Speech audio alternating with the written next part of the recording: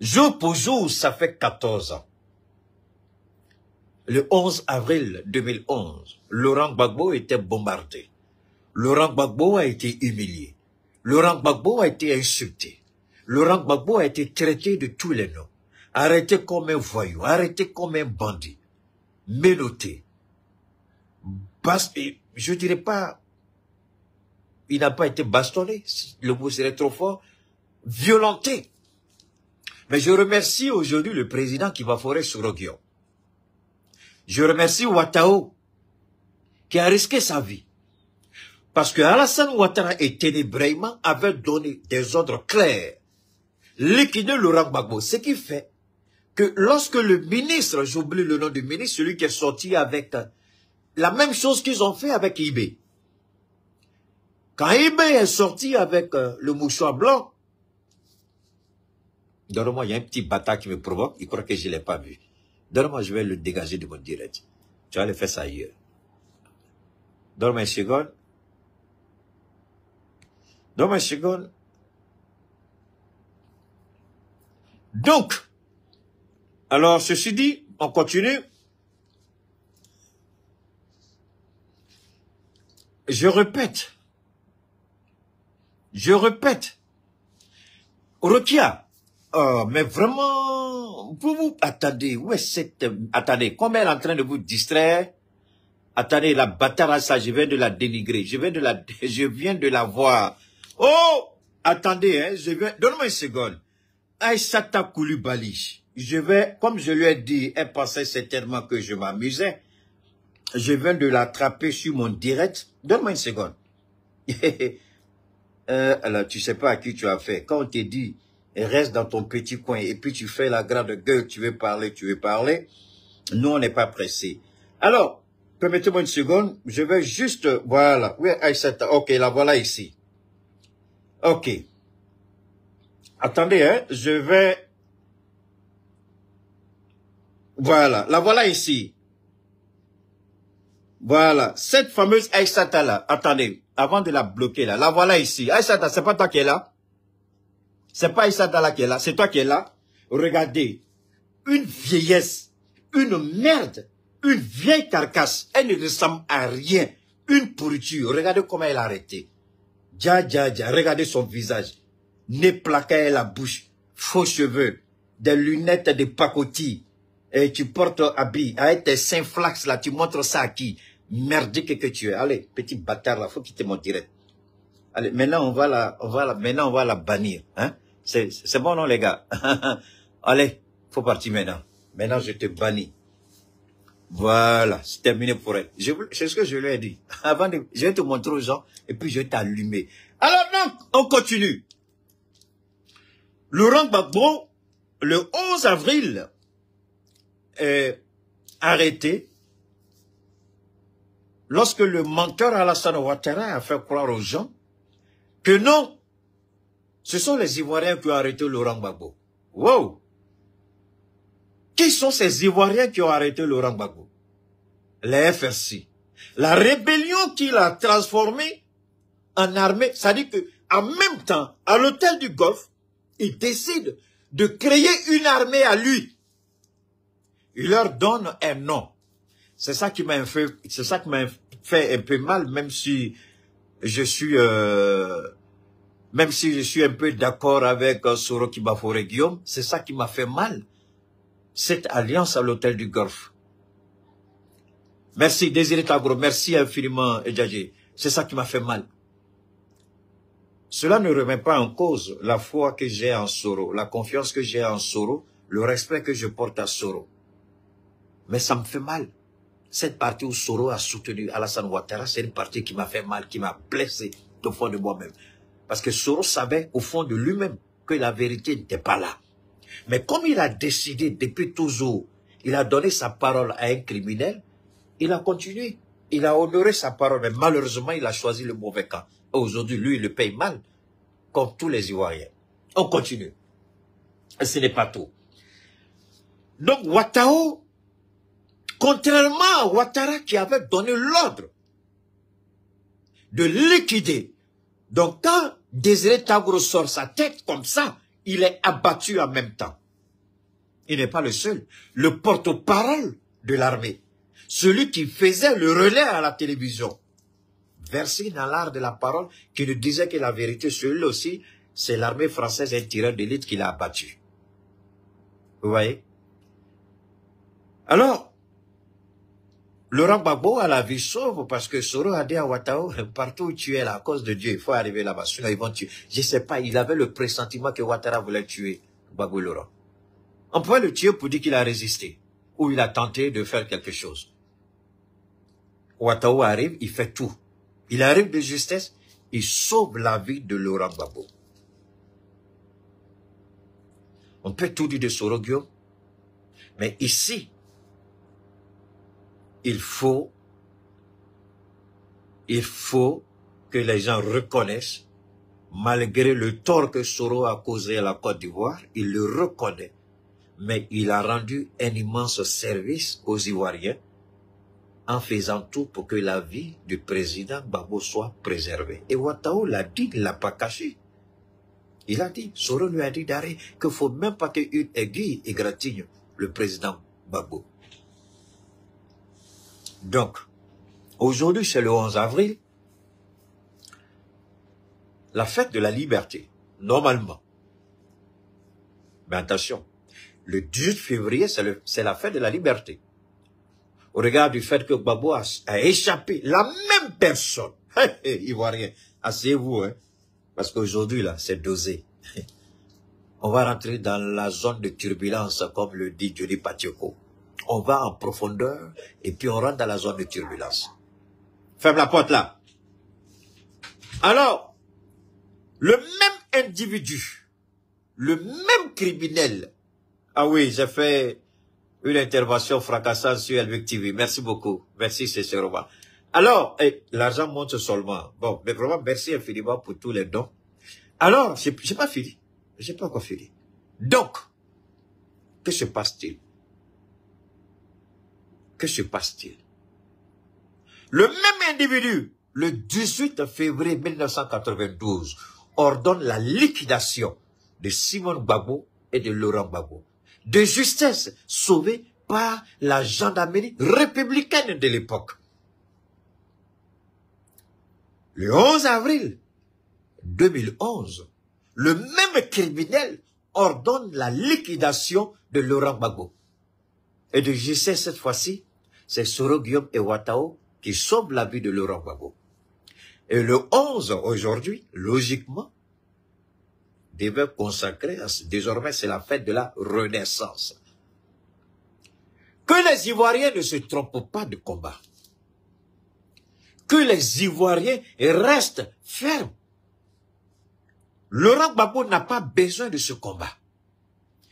Tidiane Thiam n'a pas besoin de ce combat. Épargnez-moi le nom de Jean-Louis Billon, s'il vous plaît, je ne vais pas le citer ici parce que ça n'en vaut pas la peine. Je respecte Jean-Louis Billon, il sait que je le respecte. Mais ici, là, on ne peut pas le citer parce que ce combat-là va au-delà de ce qu'il lui croit.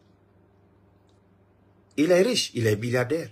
Mais ce combat-là, Billon, tu ne peux pas le mener. Il ne faut pas en se blaguer. Billon, au nom de Dieu, tu veux mener ce combat-là. Tu as regretté pourquoi tu as commencé politique. Il faut laisser ça là. Gbagbo est clair. Tu veux l'argent, il ne faut pas faire politique. Tu as l'argent, tu veux faire politique, fais attention. Selon ton argent, là, ils vont grignoter ça. Ça, Gbagbo ne l'a pas dit. Mais là, ça, c'est moi-même qui dis ça. D'accord? Alors, donc, ceci dit, on continue. Le 11 avril 2025, le PDCRDA, hier, je crois, a eu 79 ans d'existence. Comme un parti qui a fait tout ce chemin, 79 ans, c'est ce parti-là qui va violer ses propres tests. Un parti qui condamne la violation constitutionnelle d'Alassane Ouattara, c'est ce parti-là qui va se livrer à une violation constitutionnelle. Non, non, non. À une violation de ses propres tests, c'est-à-dire statut et règlement intérieur. Cette vieille carcasse-là, cette merde appelée Valérie, à cause de Dieu, n'écrivez pas son nom ici. Parce que je ne lui accorde aucune valeur. Citer son nom, c'est lui donner l'importance qu'elle n'a pas. Il y a des gens, quand moi je sors leur nom de ma bouche, c'est leur donner une valeur qu'ils n'ont pas. Et ça, je ne le ferai pas. Ce que j'ai fait, par contre, j'ai dit au juge, vous jouez à un jeu dangereux. Vous voulez brûler la Côte d'Ivoire? Ne vous en faites pas. Vous serez les premiers à partir. Vous serez les premiers à être brûlés. Parce que cette fois-ci, les Ivoiriens se souviendront de ce que vous avez fait. Souvent, dans la politique, on se trompe des cibles. Souvent, c'est le président seul.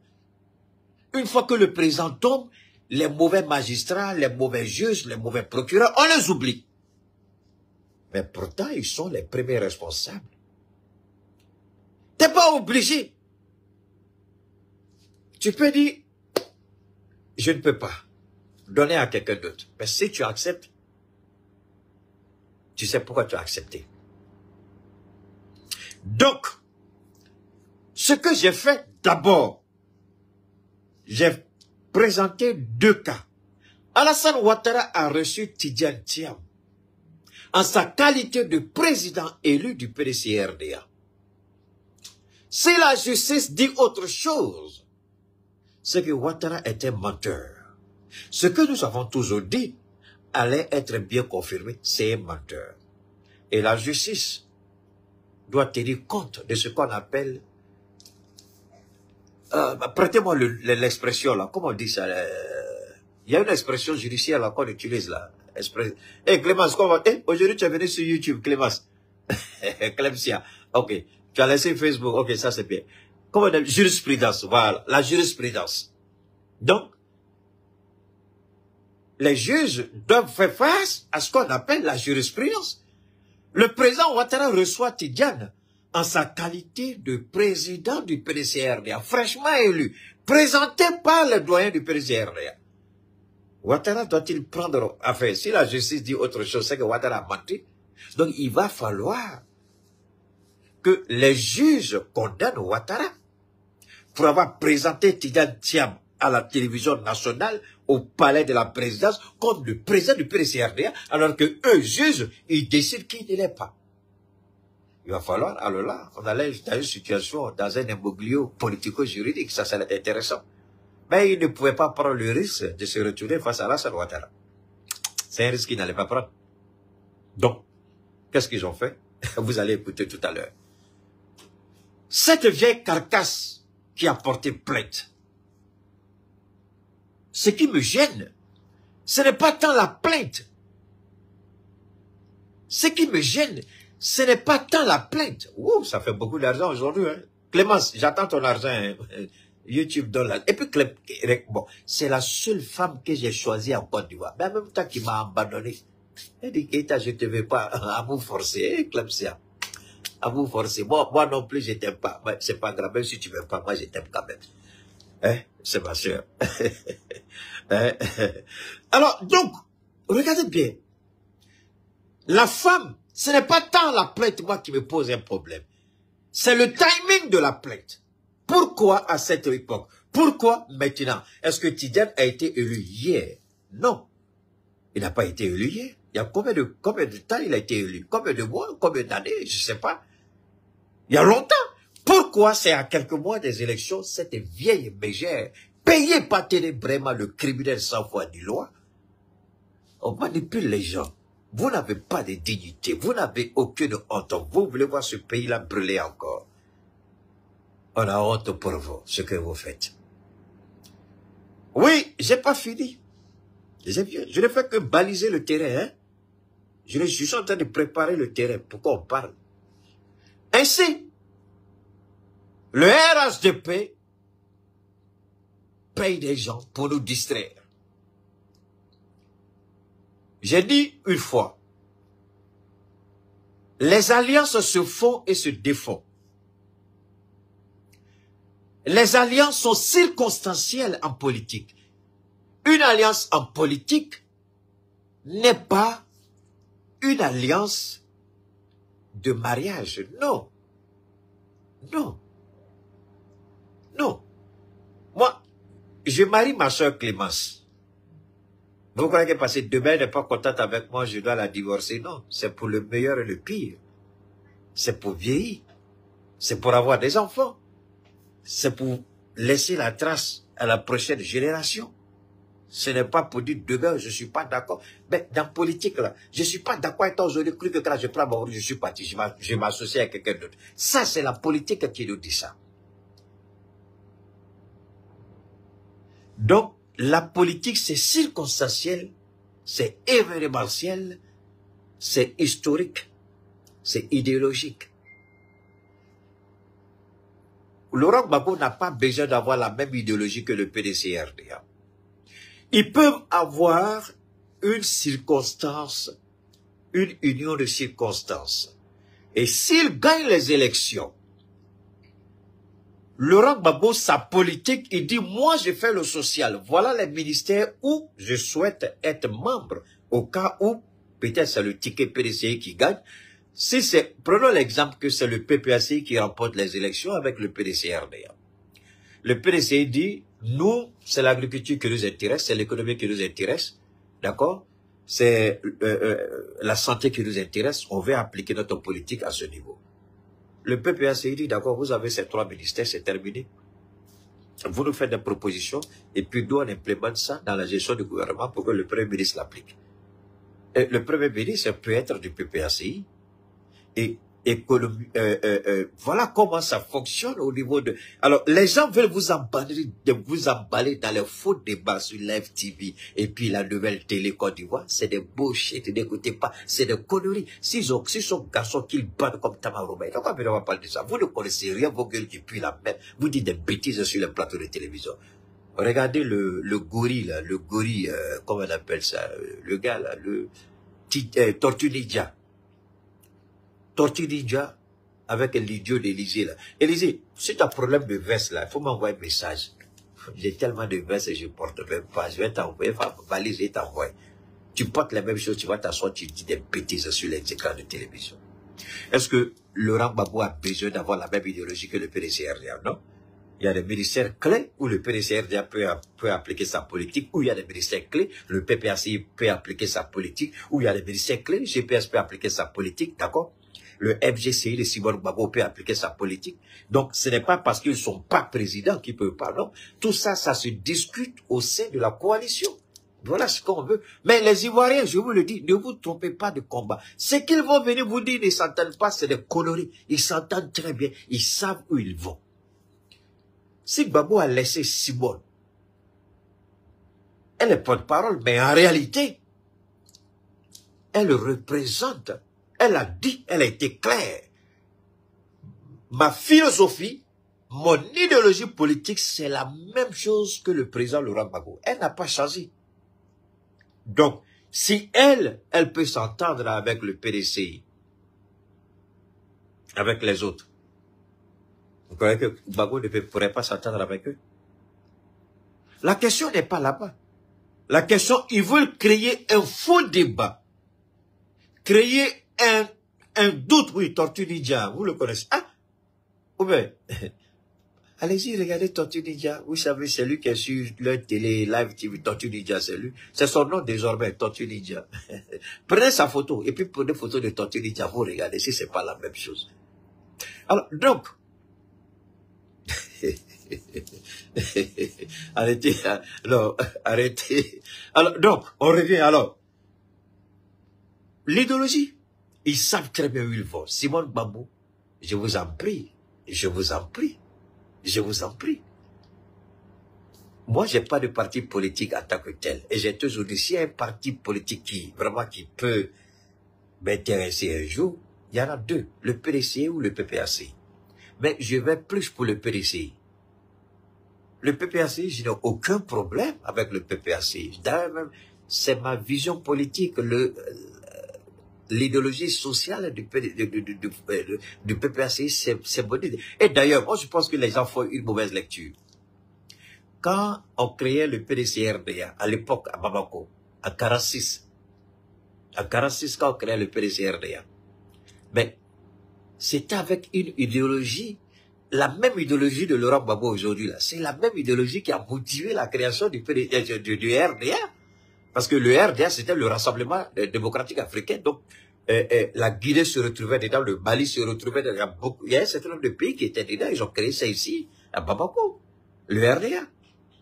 Donc, c'est avec le temps que Houphouët a fait ce qu'on appelle le capitalisme d'État. Ça, c'était une intelligence d'Houphouët parce que Houphouët ne voulait pas parler de communisme ou de socialisme. Ce qui s'opposerait à la doctrine française. Donc, Houphouët a dit quoi? Le capitalisme d'État. Mais quand vous regardez le capitalisme d'État, mais c'est le socialisme de Laurent Gbagbo. Je suis désolé, mais c'est ça. Houphouët a utilisé le mot pour embobiner les Blancs. Attendez. Allez-y à l'école. C'est capitalisme d'État, c'est ça? La Côte d'Ivoire, c'est ça, c'est le capitalisme d'État. Quelqu'un m'a dit le contraire, j'attends la personne. S'il y a un professeur d'histoire qui est garçon d'accord sorti pour dire que ce que tu dis est faux. J'ai dit bien professeur d'histoire, aussi bien à l'université que dans les écoles, dans les lycées. Venez, sortez, si vous êtes garçon, je vous écoute, venez. La Côte d'Ivoire, c'est le capitalisme d'État. Mais le capitalisme d'État n'est rien d'autre que le socialisme de Laurent Gbagbo. C'est tout. Donc, il n'y a pas de divorce idéologique en tant que tel. Mais ce sont les appellations politiques qui créent une différence dans l'esprit des gens. Mais dans l'application, c'est la même chose. C'est la même chose. Le capitalisme d'État, ça veut dire quoi? Sinon, le capitalisme, d'ailleurs, c'est la Côte d'Ivoire seul, même c'est Houphouët qui a créé ça. Sinon, on dit capitalisme, mais capitalisme d'État. C'est Houphouët avec son intelligence qui a mis capitalisme d'État pour ne pas dire qu'il est socialiste. Sinon, Houphouët et Gbagbo ont la même politique. Le PDCI n'a pas une politique différente du PPRCI. Ils vont expliquer eux tous comment, mais dans l'application, c'est la même chose. Ils ne pourront rien vous dire de nouveau. C'est la même chose. Capitalisme d'État, c'est le socialisme du PPRCI. Ah, Gbagbo va dire, Gbagbo va dire, hein, Keïta, toi aussi, tu parles trop souvent. Tais-toi un peu, on va laisser les idiots là penser qu'on n'est pas d'accord et puis on les frapper à la dernière minute. Ah, président, il faut que les Ivoiriens aussi soient au courant. Non, son nom, c'est pas Daouda, c'est Tortue Ninja, Clémence. Alors donc, ça c'est la petite partie, la petite parenthèse historique. Le capitalisme d'État du PDCRDA, c'est exactement la politique sociale du PPACI, du président Kodo Laurent Gbagbo. Il n'y a aucune différence. Vous n'avez qu'à écouter quand le PDCI parle. Vous n'avez qu'à écouter quand le PPACI parle. Vous-même, vous asseyez, vous dites, mais attends, entre les deux là, où est la différence? Parce que moi, je ne vois pas. Quelle est la différence? Il n'y en a pas. Alors, ceci dit, mais attention, ceux qui sont au pouvoir en Côte d'Ivoire, eux, ce n'est ni capitalisme d'État, ni socialisme. Non, non, non, non. Eux, c'est rattrapage ethnique.